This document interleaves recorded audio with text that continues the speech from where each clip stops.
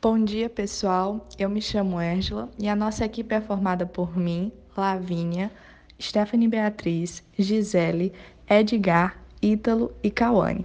E nós iremos falar sobre a Guerra do Contestado, desde quando ela se iniciou, por que se iniciou.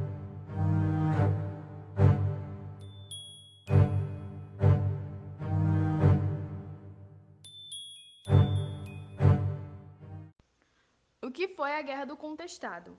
De início, vale destacar que o país vivia um processo de desenvolvimento nos anos de 1900. O pioneirismo industrial se desenvolvia e as rodovias continuavam a ser construídas com o intuito de interligar os estados do Brasil. Daí, uma faixa de terra de aproximadamente de 30 quilômetros de largura foi desapropriada para iniciar a construção da estrada de ferro que interligaria a região sul com a região sudeste. Esses terrenos atravessavam os estados do Paraná e Santa Catarina. Vários poceiros da área foram desapropriados para a realização desse projeto. E outros tantos pequenos fazendeiros, que viviam da extração de madeira, acabaram falindo. No entanto, os impactos das desapropriações foram amenizados pela promessa de trabalho no canteiro de obra da rodovia. Devido a diversos fatores, a Guerra do Contestado ocorreu entre 1912 e 1916. Teve lugar na região sul do Brasil, entre as fronteiras do Paraná e Santa Catarina. E foi um conflito sociopolítico causado pela disputa desses territórios e por isso vai receber o nome de Guerra do Contestado. Condições da população antes da guerra. Durante a proclamação da República, em 15 de novembro de 1889, o Brasil vivenciou um dos eventos mais fundamentais de sua história. O movimento liderado pelo Marechal Deodoro da Fonseca destituiu do poder o último imperador do país, inaugurando um novo sistema de governo, a República. No entanto, a despeito de sua relevância histórica, esse acontecimento não alterou as estruturas socioeconômicas brasileiras. As desigualdades continuavam profundas, a economia frágil e arcaica, e a cidadania não era experimentada em sua amplitude pela grande maioria da população. Frente a este quadro de permanência de misérias e insatisfações, diversos setores da sociedade brasileira vieram a se mobilizar, trazendo à tona todo o inconformismo que então se fazia presente. Nesse período, campos e cidades foram então tomados por inúmeras revoltas populares, demonstrando como os parâmetros jurídicos que limitavam a participação política à época não impediram, na prática, a atuação dos mais distintos. As terras da região da fronteira entre o Paraná e Santa Catarina permaneceram, durante um longo tempo, sem regulamentação. Por esse motivo, não era possível saber a qual estado ela pertencia, já que não existia nenhuma legislação determinando a posse dos territórios. Inclusive, por muitos anos, aquelas terras eram consideradas desinteressantes para o governo e as pessoas passaram a ocupá-las. Nos primeiros anos de república, centenas de famílias já haviam se instalado há muito tempo na região, estabelecendo ali o cultivo de erva mate e a extração de madeira. É nesse momento que a empresa norte-americana Brasil Companhia Ferroviária, com o apoio de coronéis da região e do governo, iniciou a construção de uma ferrovia que ligava o Rio Grande do Sul a São Paulo. Essa construção atravessava a região entre Santa Catarina e o Paraná. Como essas terras eram ocupadas sem registros pela população que lá vivia, a empresa comprou sua posse do governo e desabrigou muitas das famílias que viviam há anos na região. Além disso, um grupo de empresários ligados à Brasil Companhia Ferroviária comprou uma grande quantidade de terras para a construção de uma madeireira, deixando ainda mais desalojados.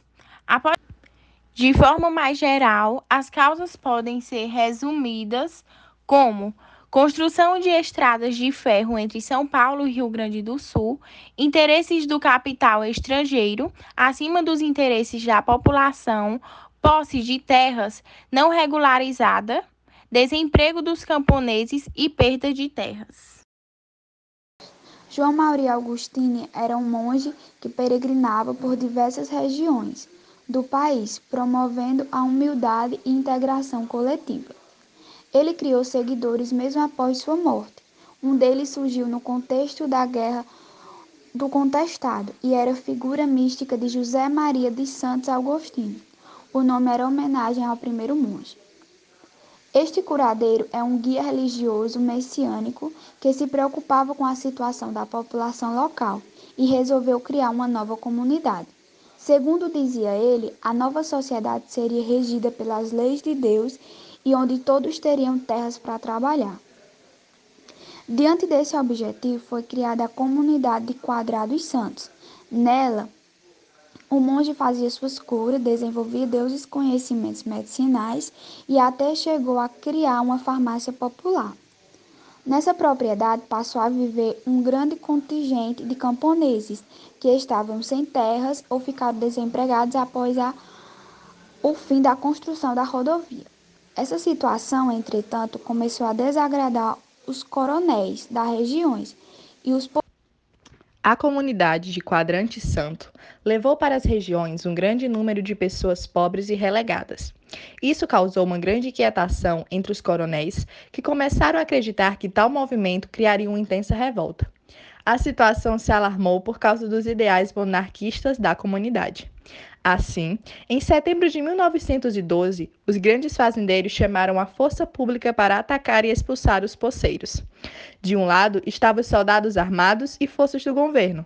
Do outro, um grande número de pessoas humildes, armadas somente de machados, espingardas e facões.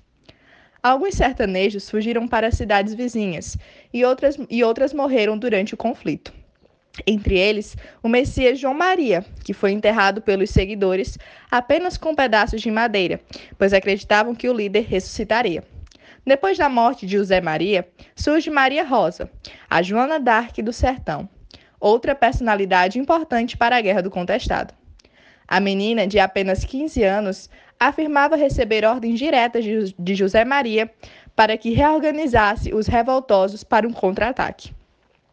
Assim, outros conflitos passaram a se desenrolar em 1914, mas nenhum foi bem sucedido para a população de Quadrante Santo. Em março do mesmo ano, os revoltosos conseguem uma grande vitória que encheu de esperança os contestantes. Várias medidas começaram a ser tomadas pela comunidade para continuarem em vantagem. Passaram, então, a usar técnicas de guerrilha, criaram um manifesto monarquista e invadiram fazendas de coronéis para aquisição de recursos. O fato repercute diretamente no governo e este resolve designar o general Carlos Frederico de Mesquita, que participou da Guerra de Canudos, para comandar a ação contra os revoltosos. Para vocês como terminou a Guerra do Contestado. Para conter a Guerra do Contestado, o governo envia para a região 90.000 homens do exército, uma pesada artilharia e alguns aviões que tinham o objetivo de observar a movimentação dos rebeldes. Após diversos conflitos e perseguições, a guerra chega ao fim em agosto de 1916. Mais que uma disputa entre autoridades e lideranças populares, pode-se entender a Guerra do Contestado como o resultado do abuso dos donos do poder, do interesse econômico e da opressão que invariavelmente atingia a população sertaneja. Os sertanejos se apossavam de terras para subsistir fora do universo do poder dos latifundiários.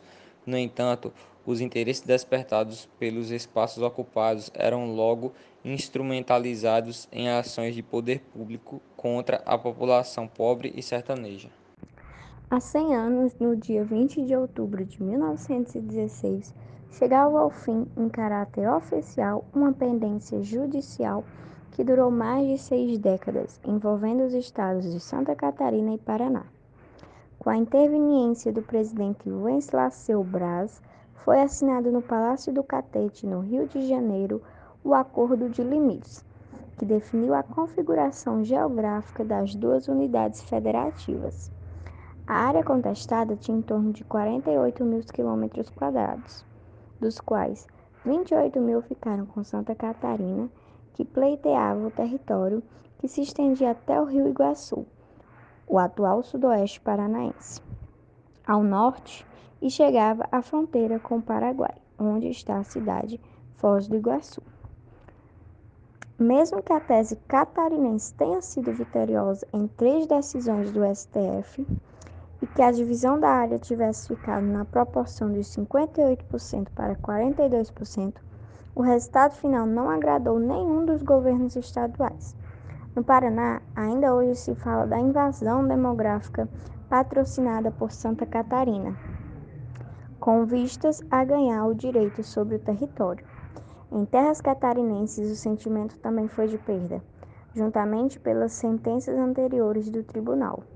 O governador Felipe Schmidt rendeu-se às pressões federais e assinou o acordo, lamentando ter de abrir mão de um vistadão de Campos e Araucárias, que incluía áreas nas regiões de União da Vitória, Palma e Clevelândia.